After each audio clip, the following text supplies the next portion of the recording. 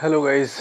तो this is me Mohammad Zafar and मैं आपको आज पढ़ाने वाला हूँ मॉर्फोलॉजी ऑफ फ्लावरिंग प्लांट। इसमें कुछ क्वेश्चंस के टॉपिक जैसे कि एस्टिवेशन हो गया, सिमेट्री ऑफ फ्लावर्स हो गया और भी पोजीशन ऑफ ओवरी हो गई। यहाँ से बच्चे अक्सर इनके एग्जांपल भूल जाते हैं। तो हमारे पास है सिमेट्री। सिमेट्री में हम एक्टिनोमॉर्फिक पढ़ेंगे और ज़ाइगोमॉर्फिक। एक्टिनोमॉर्फिक को मैं क्या बोलता हूँ? This is radial symmetry. ये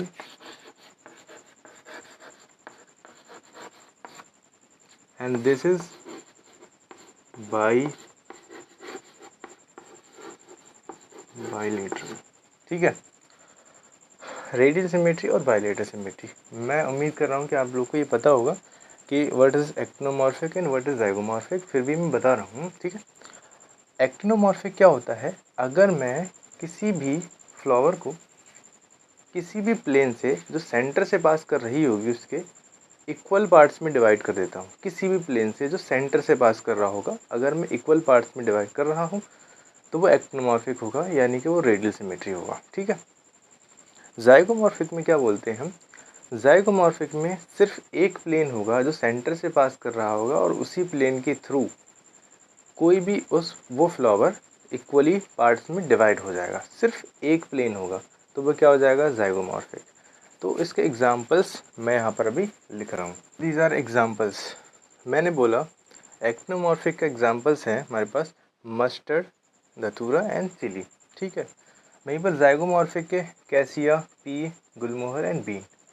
तो इनकी सिंपल ट्रिक्स मैं यहाँ पर लिखूँगा, आपको समझाऊँगा, जो कि मैं उम्मीद कर रहा हूँ कि अगर आपने एग्जांपल्स को पढ़ रखा है पहले से, इतना तो पता होना चाहिए कि ये एग्जांपल्स एग्जिस्ट करते हैं, तभी आपको ये ट्रिक्स काम में आएंगे। वरना बिना पढ़े ही इनके नाम ही नहीं पता होंगे तो आई डोंट थिंक कि आप इसे रिमेंबर कर सकते हैं। तो देखो, इसकी ट्रिक क्या है? सबसे पहले मुझे पता है एक्टिनोमॉर्फिक की मैं बात कर रहा हूँ, तो इसका नाम ज़रूर आना चाहिए, नहीं तो ट्रिक ही ख़राब हो जाएगी। तो क्या बोलते हैं? एक्टिनोमॉर्फिक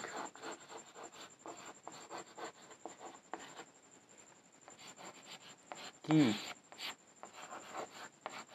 मस्त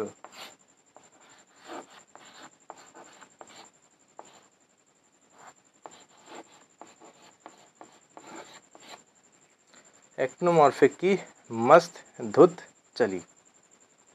अब देखो, सबसे पहले एक्टिनोमॉर्फिक की ट्रिक है तो वो तो आ गया। अब यहाँ पर की का कोई मतलब नहीं है। देखो, मस्त से क्या आ जाएगा? मस्टर्ड। धुत से क्या आ जाएगा? धतूरा। एंड चिली से, मतलब चली से क्या आ जाएगा? चिली। अब ये धुत का मतलब मत पूछो भाई।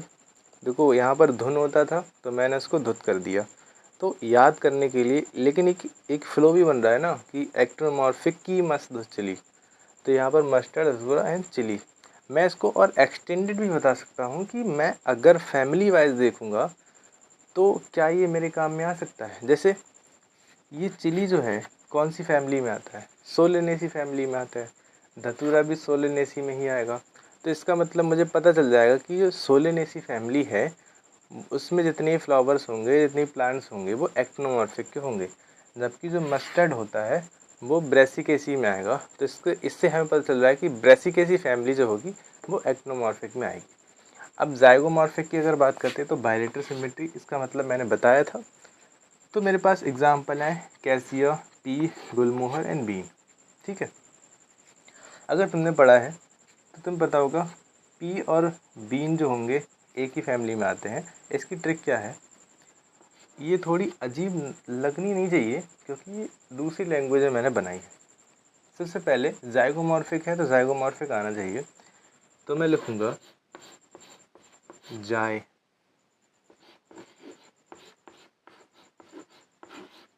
कैसे पी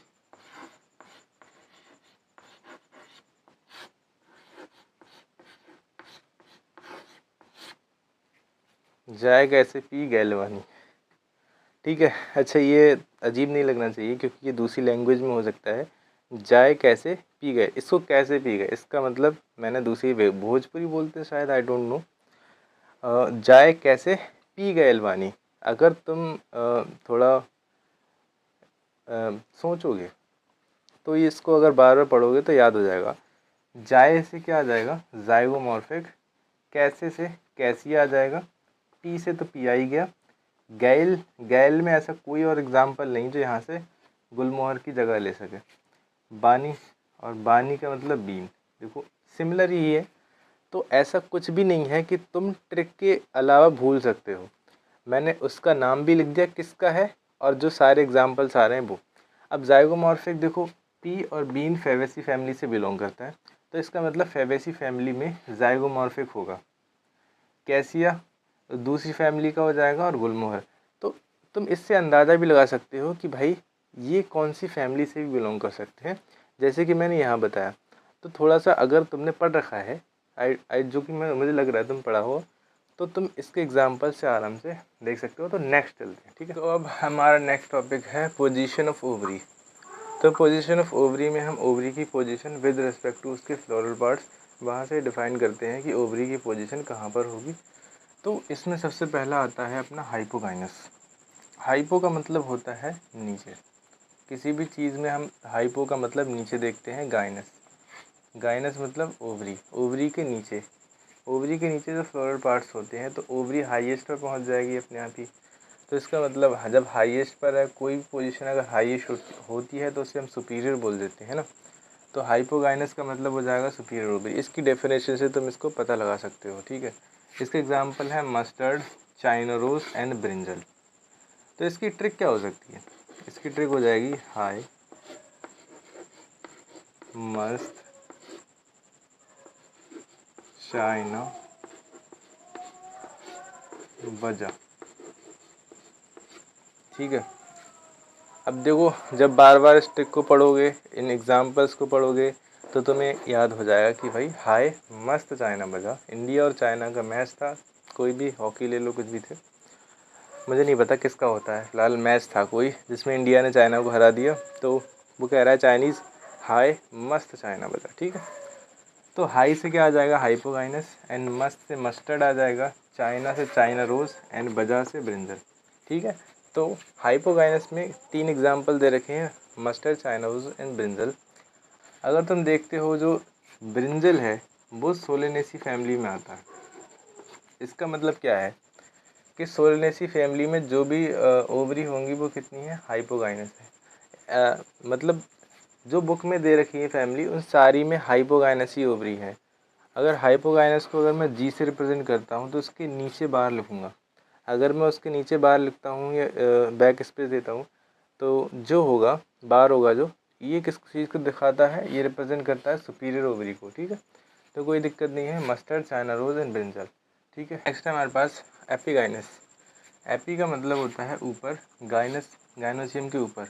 जो फ्लोरल पार्ट्स हैं कैलिक्स एंड कोरोला, वो इसके ऊपर ग्रो कर जाती है, यानी कि थैलेमस इस तरीके से ऊपर ग्रो कर जाता है, और ओवरी एनक्लोज हो जाती है नीचे की तरफ इस तरीके से, ठीक है। ये अपना हो गया स्टिग्मा। तो ये इस तरीके से देखने को मिलता है, ठीक है। तो ये जो फ्लोरल पार्ट्स हैं वो ऊपर पहुंच गए हैं, और नीचे क्या रहेगा, ये ओवरी है, ठीक है। तो ये एपीगाइनस हो जाएगा। इसकी डेफिनेशन इसके नाम से पता चल रहा है, एपी ऊपर, गाइनस, गाइनस यानी ओवरी के ऊपर जो फ्लोरल पार्ट्स हैं ऊपर पहुंच गए हैं। तो पोजीशन ऑफ ओवरी नीचे आ गई है, इसका मतलब ये क्या हो जाएगा, इन्फीरियर हो जाएगा। मैंने पहले बताया था वो सुपीरियर था, ये तो कि ये क्या हो जाएगा, इन्फीरियर हो जाएगा। इसके 2 एग्जाम्पल हैं, गुआवा एंड कुकुम्बर। तुमने देखा होगा जो कुकुम्बर, खीरा वगैरह होते हैं, या फिर जो गुआवा अमरूद देखा होगा, तो उसमें फीमेल फ्लावर है पहले से इस तरीके से कुछ देखने को मिलता है, तो वो ओवरी ही होती है। अगर तुम रियल लाइफ एग्जांपल से इस चीज़ को कनेक्ट करोगे तो जल्दी आसानी से याद हो जाएंगे, और ज़्यादा दिक्कत भी नहीं होने वाली। तो इसका एग्जांपल याद करने के लिए जो ट्रिक होगी वो क्या हो जाएगी, ECNG, E for epigynous, C for cucumber and G for guava. अब भाई किसी को हार्ट डिजीज़ हो गई तो डॉक्टर क्या बोलेगा, भाई ECG करा के लेके आओ, ठीक है। तो ECG यानी कि epigynous, guava and cucumber example याद हो जाने चाहिए, कोई दिक्कत वाली बात। हमारे पास है पेरीगाइनस। पेरी गाइनस। इसमें क्या होता है, जो गाइनोसियम होता है उसके चारों तरफ, यानी कि उसके पेरिफेरी कह सकते हैं इस तरीके से, ये गाइनोसियम हो जाएगा। तो इसकी साइड में मतलब पेरिफेरी, यानी कि इस तरीके से चारों तरफ जो होते हैं फ्लोरल पार्ट्स होते हैं और ऑलमोस्ट सेम लेवल पे होंगे। देखो, क्योंकि मैं इसके सेंटर से ले रहा हूँ ना, तो देखो अगर मैं इस चीज़ को देखूँ तो ओवरी जो है वो सेंटर पे दिख रही होगी, है ना। सेंटर पे अगर इसकी डेफिनेशन क्या है, अगर ओवरी सेंटर पे होगी और जो फ्लोरल पार्ट्स होते हैं वो उसके रिम पर होंगे, तो मैं कहूँगा कि ये पेरीगाइनस हो जाएगी। तो इसकी डेफिनेशन हो गई। अब मैं बात करता हूँ इसके एग्जांपल्स के लिए।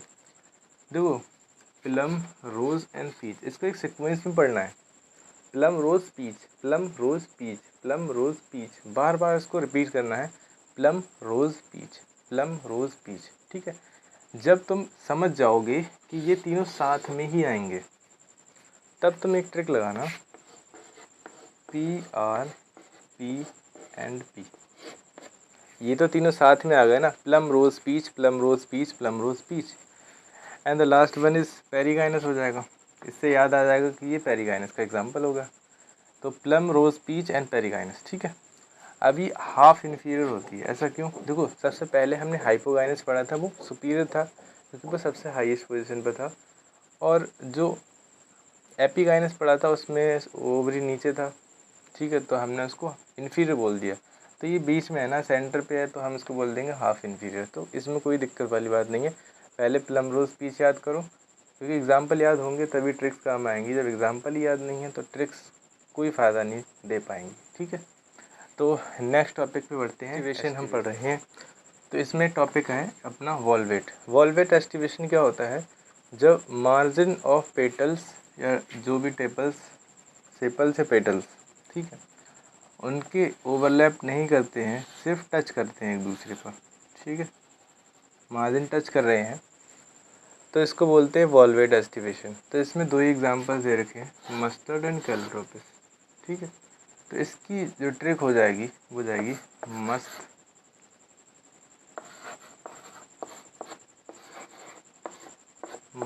कोलवेट, ठीक है। मस्त कोलवेट, कोलगेट नहीं होता है, कोलगेट होता है दांत मांजने वाला। तो मैंने क्या किया, इसको कोलगेट की जगह कोलवेट कर दिया, मस्त कोलवेट। इसका मतलब मस्त से आ जाएगा मस्टर्ड, कोल से कैलोट्रोपिस, एंड वेट मतलब वॉल्वेट। देखो आ रहा समझ में ना, मस्त कोलवेट, मस्टर्ड कैलोट्रोपिस, वेट वॉल्वेट, कोलवेट वॉल्वेट, कोलवेट वॉल्वेट, मस्टर्ड कैलोट्रोपिस वॉल्वेट, ठीक है। अब सेकंड अपने पास क्या आ जाएगा, ट्विस्टेड। ट्विस्टेड में क्या होगा, मैंने कहा था यहाँ पर टच कर रहे हैं, ओवरलैप नहीं कर रहे हैं, यहाँ पर ओवरलैप करेंगे, लेकिन इसको देखो कि ओवरलैप कर रहे हैं लेकिन एक डायरेक्शन में है, एक दूसरे के हैं, रैंडम मैनर में नहीं है, एक दूसरे को ओवरलैप कर रहे हैं एक पर्टिकुलर डायरेक्शन में, तो ये जाएगा ट्विस्टेड। टाइम बचाने के लिए लिख लेते हैं, ठीक है। तो ट्विस्टेड में अपने पास क्या है, lady finger, cotton and China rose. तो एक पार्टिकुलर डायरेक्शन में ये ओवरलैप कर रहे होंगे। तो इसकी ट्रिक क्या है, लेडी को चाइना रोज टेस्टी लगा। कोई लेडी होगी उसने खाया होगा चाइना रोज, खाने का तो नहीं है लेकिन ट्रिक के लिए तो कुछ भी कर सकते हैं ना। लेडी से क्या आ जाएगा अपना लेडी फिंगर, को से कॉटन आ जाएगा, चाइना रोज से चाइना रोज आ जाएगा, ठीक है। अब टेस्टी से क्या आ जाएगा, ट्विस्टेड, टेस्टी मतलब ट्विस्टेड, टेस्टी का मतलब हो जाएगा ट्विस्टेड, ठीक है। लेडी फिंगर, चाइना रेस और ट्विस्टेड एस्टिवेशन। इम्ब्रिकेट, इम्ब्रिकेट में क्या होता है, इसमें जो पेटल्स होते हैं वो ओवरलैप करते हैं, बट किसी एक पार्टिकुलर डायरेक्शन में नहीं दिख रहे हैं तुमको, किसी भी एक पार्टिकुलर डायरेक्शन में नहीं होंगे, रैंडमली ओवरलैप होंगे। इससे एग्जांपल्स क्या है अपने पास, गुलमोहर एंड कैसिया। गुलमोहर और कैसिया को याद करने का तरीका क्या है, गुल कैसे इम्प्रेस हुआ, हुआ का कोई मतलब नहीं है, लेकिन गुल देखो, गुल फॉर गुलमोहर हो जाएगा, कैसे cassia, impress imbricate, impress imbricate, कैसे कैसिया, गुल गुलमोहर, ठीक है। तो बड़ी मस्त ट्रिक है कि गुल कैसे इम्प्रेस हुआ, किसी ने पूछा गुल कैसे इम्प्रेस हुआ, तो तुमने कहा गुल फॉर गुलमोहर कैसिया एंड एम्ब्रिकेट हो जाएगा। एस्टिवेशन जिसको हम पैपिलियोनेसियस भी बोलते हैं, और ये करेक्टरिस्टिक है किसका, पी और बीन, यानी कि जो पी बीन किस में आते हैं, फेवेसी फैमिली में आते हैं। तो ये फेवेसी का ही एग्जाम्पल, जितने भी फेवेसी एग्जाम्पल हैं सारे इसमें ले सकते हो। इसमें क्या होता है, इसका फ्लोरल पैटर्न समझो। सबसे ऊपर वाला होता है स्टैंडर्ड, स्टैंडर्ड होगा, ठीक है, सबसे ऊपर वाला। जिसके जो लेटरल जो होंगे ये विंग्स होते हैं, 2 विंग्स हो गए जो कवर कर रहे हैं। 2 एंटीरियर स्मॉल पेटल्स होते हैं जिनको हम कील बोलते हैं। इसको क्या बोल देंगे, कील, जो कि स्मॉल है और एंटीरियर होते हैं। ये लाइन ध्यान रखना, ये एंटीरियर होते हैं क्योंकि नीट में डायरेक्ट क्वेश्चन आ सकता है, ठीक है। ये विंग्स हो गए, विंग्स कवर कर रहे हैं कील को, और ये हो गया स्टैंडर्ड। तो इसके एग्जांपल हैं पी बीन पे वैक्स, पी बीन एग्जांपल हो गया। अच्छा, जो तुमने मार्केट में देखा होगा, जो पी और बीन्स वगैरह होती है, मटर वगैरह, इनको शाइनी बनाने के लिए कुछ लोग वैक्स का यूज़ करते हैं, जैसे एप्पल वगैरह पे करते हैं ना। तो मैंने उसको यहाँ चिपका दिया कि पी बीन पे वैक्स लगा दिया ना। तो पी बीन पे क्या लगा दिया, वैक्स। तो pea bean wax for vexillary aestivation, ठीक है, पी बीन वैक्सिलरी। इसमें हमको देखना है कि पहले देखते हैं what is placentation. Placentation is the arrangement of ovule in the ovary. Ovary के अंदर ओव्यूल का जो अरेंजमेंट होता है उसको हम प्लासेंटेशन बोलते हैं, ठीक है। तो सबसे पहले मार्जिनल प्लासेंटेशन की बात करते हैं। मार्जिनल प्लासेंटेशन क्या होता है, एक मार्जिन होता है, ठीक है, जो रिज बना, मतलब एक ऐसी रिज बनाएगा ओव्यूल के अंदर, ओवरी के अंदर, जिस पर ओव्यूल अटैच होते हैं। और ये 2 रोज में हो सकते हैं, एक लेफ़्ट एंड राइट, इस तरीके से, ठीक है। ये अपना हो जाएगा क्या, मार्जिन, जिसको रिज बोल रहा हूँ मैं। रिज के अलोंग एक इस तरीके से होगा, एक मटर का दाना ये हो गया, दूसरा मटर का दाना इस तरीके से होता है। चिपके हुए होते हैं, लगभग मिले हुए होते हैं, ऐसे मिले हुए होते हैं, लेकिन एक इस साइड में होगा, एक इस साइड में होगा, इस तरीके से देखने को मिलेगा। तो इसमें 2 रोज़ में होते हैं। इसका एग्जाम्पल क्या हो जाएगा, पी। याद करने की ज़रूरत नहीं है, जब मटर को देखते हो तो इसी तरीके से निकलती है। उसको खोल के देखना, उसके 2 वेंट्रल सोच्योर की तरह, वेंट्रल सोच्योर जो इसको जोड़ने वाला होता है ना, इसको जो जोड़ेगा उसको सोच्योर, सोच्योर क्या बोलते हैं, जोड़ने वाला। तो जोड़ने वाली जो लाइन होगी उसको रिज बोलते हैं। तो उस पर ये ओवल अटैच होते हैं 2 रोज़ में, ठीक है। तो मार्जिनल में पी हो गया। एक्साइल में देखो, यहाँ पर एक्स बनता हुआ दिख रहा होगा। एक्स, जब तुम टमाटर या फिर नींबू को जब तुम काटते हो तो उसमें ऐसे ही कुछ एक्स बना हुआ दिखता होगा, एक्स टाइप का स्ट्रक्चर दिखते बने हुए ना। तो ये कंपार्टमेंट्स होते हैं ओवरी के, ठीक है, लोक्यूल्स बोलते हैं इनको। तो इनके अंदर ओव्यूल्स अटैच होते हैं इस तरीके से, ठीक है। तो ये हो जाएगा एक्साइल। एक्साइल में हमारे पास क्या है, tomato, lemon and China rose. इसको याद करने की ज़रूरत नहीं है। अगर तुम टोमेटो लेमन के याद करते हो तो चाइना रोज़ याद करने में थोड़ी दिक्कत होती है। तो इसको मैं इस तरीके से याद कर सकता हूँ, TLC, tomato, lemon and China rose. जब तुम टोमेटो और लेमन को देखोगे तो तुम्हें एक्साइल पता चल जाएगा, और टोमेटो लेमन के साथ चाइना रोज़ याद कर लोगे तो एक्साइल के साथ चाइना रोज़ भी ऐड हो जाएगा। तो TLC tomato lemon China rose axile placentation हो जाएगा, ठीक है। अब नेक्स्ट है हमारे पास पेरिएटल। पेरिएटल यानी कि पेरीफेरी पर, ओवरी के पेरीफेरी पर इसके ओव्यूल्स अटैच होते हैं, देखो इस तरीके से।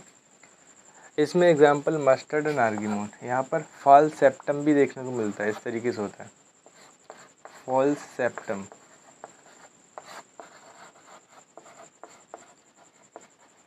वो डिवाइड कर देता है ओवरी को पार्ट्स में, उसके लोक्यूल्स बना देता है, लेकिन वो फॉल सेप्टम होता है, एक्चुअल में होता नहीं है वो, ठीक है। जब तुम मस्टर्ड यानी कि सरसों को अगर देखोगे, उसका फली को देखो, तो उसमें एक फॉल सेप्टम देखने को मिलता है, जिसके अलोंग इस तरीके से ओव्यूल्स अटैच होते हैं एक लाइन में, जैसे ऐसे दिख रहा है ये मटर का, ऐसी ही लाइन लेंथ वाइज होती है। तो उसमें भी पेरिएटल देखने को मिलता है। तो मस्टर्ड, आर्गीमोन, इसका एग्जांपल कैसे याद रख सकते हो, फिर भी अगर समझ में ना आए तो इसके लिए एक ट्रिक है अपने पास, map. Mustard, argemone and parietal, mustard, argemone and parietal, ठीक है। मैप इसका एग्जांपल हो जाएगा, मैप से याद कर सकते हो। अब फोर्थ है अपने पास फ्री सेंट्रल, ठीक है, यानी कि सेंटर पर फ्रीली लगे हुए हैं, ना तो ये एक्सिस है, ना ही ये पेरीफेरी पे है, ना ही एक मार्जिन पर है। ये सेंटर पे इस तरीके से अलाइन दिख रहे हैं।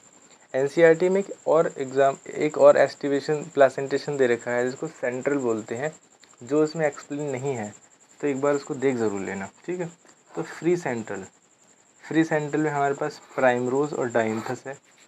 इसको याद करने का एक ही तरीका मैंने जो खुद देखा है, पीडीएफ। वो क्या है, पीडीएफ से तुम इसे याद कर सकते हो, primrose, dianthus and free central, ठीक है।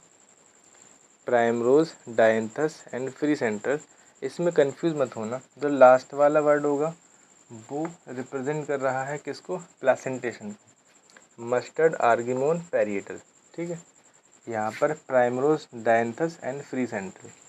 तो ये कंफ्यूज होने वाली बात नहीं कि पी फॉर मैं प्राइमरोज कर दूँ फिर ये एम ए कहाँ ले जाओगे। तो लास्ट में ध्यान रखना, जो लास्ट वाला लेटर है वो रिप्रेजेंट कर रहा है पैरिएटल को, यहाँ पर फ्री सेंट्रल को रिप्रेजेंट कर रहा है। तो बार बार जब तुम पढ़ोगे इसको नोट्स में प्रॉपर लिखना, उसको पढ़ना बार बार, तो चीज़ें याद हो जाएंगी। लास्ट टॉपिक हम पढ़ रहे हैं सोलेनेसी फैमिली के कुछ एग्जांपल्स, क्योंकि बुक में सिर्फ सोलेनेसी फैमिली अभी बची है, बाकी जो एक्स्ट्रा फैमिली ऐड हुई हैं वो बाद में सेपरेट में करेंगे। फ़िलहाल अभी सोलेनेसी फैमिली की बात करते हैं। तो इसमें एग्जांपल्स क्या क्या हैं, टोमेटो, पोटैटो एंड ब्रिंजल। देखो ये सारी सब्जियां हैं जिनको फूड की कैटेगरी में रखा है, यानी कि वेजिटेबल्स हैं। यहाँ पर क्वेश्चन यहाँ से ही बन जाता है कि कौन सी चीज़ क्या है। जैसे पेटूनिया, ऑर्नामेंटल क्या होता है, जिनको हम सजावट के रूप में यूज़ करते हैं। जैसे पेटूनिया एक फ्लावर की तरह यूज़ होता है, जो सजावट डेकोरेशन में यूज़ होता है, तो उसको ऑर्नामेंटल के तौर पर यूज़ करते थे। अच्छा, फ्यूमिगेटरी क्या होता है, ऐसी चीज़ जो जलने से धुआं पैदा करती है। जैसे तंबाकू को जलाते हैं तो वो धुआं पैदा करता है। एंशिएंट टाइम में तंबाकू को जला के हम इंसेक्टिसाइड की तरह यूज़ करते थे इसको, क्योंकि इसमें निकोटीन पाया जाता है, जलने के बाद इंसेक्टिसाइडल हो जाता है, जिसका धुआं जो होता है इंसेक्ट को भगाने के लिए किया जाता था। पर आदमी उससे भी ज़्यादा खतरनाक निकला। उसने कहा भाई इंसेक्ट तुम जाओ बाद में भाड़ में, मैं पहले इसको मैं ही पी लूँगा इस धुएँ को। तो ये तंबाकू हो जाएगी। तंबाकू किसके लिए, किस में आती है, फ्यूमिगेटरी में। स्मोकिंग के लिए यूज़ करते हैं ना, तो स्मोकिंग में क्या होता है, धुआं ही तो होता है। तो समझ जाओ फ्यूमिगेटरी किस में आएगा, टोबैको में। चिली, स्पाइस, कोई भी खाना स्पाइसी बिना मिर्च के हो सकता है क्या, नहीं हो सकता भाई। सब बेलेडोना और अश्वगंधा और बेलेडोना, तुम पता है एंशिएंट मेडिसिन में यूज़ करते हैं हम इसको, तो ये मेडिसिनल पर्पज़ के लिए यूज़ हो जाएगा। तो इसकी ट्रिक क्या हो जाएगी, बेला कोई लड़की है जो अश्व का मतलब होता है हिंदी में घोड़ा, हॉर्स पे तंबाकू सब्जी लेने चली, लेने को यहाँ पर गोल कर देंगे। तो बेला से क्या हो जाएगा, बेलाडोना, अश्व से क्या हो जाएगा, अश्वगंधा, पे से यहाँ पर हो जाएगा पेटूनिया, तंबाकू से तंबाकू आ ही जाएगा। सब्जियों में हमारे पास टोमेटो, पोटैटो एंड ब्रिंजल। 3 सब्जियों के बिना आजकल खाना नहीं बनता है। देखो सारी ट्रिक्स हो चुकी हैं, वीडियो में टाइम लगा है, तुमको भी टाइम देना है, क्योंकि अगर कोई अच्छी चीज़ चाहिए तुम्हें तो उसके लिए टाइम की इन्वेस्टमेंट ज़रूरी है। तो आई होप तुम लोगों ने ये पूरा कर लिया होगा। इसका बढ़िया से शॉर्ट नोट्स बनाओ और चलते फिरते याद करते रहो, तभी याद हो जाएगा। इतना टफ नहीं है, सिर्फ ऊपर ऊपर से देखने में चीज़ें टफ लगती हैं, जब हम उसके अंदर जाते हैं तो वो ईजी हो जाती है। आई होप तुम्हें ये अच्छा लगा होगा। Thank you.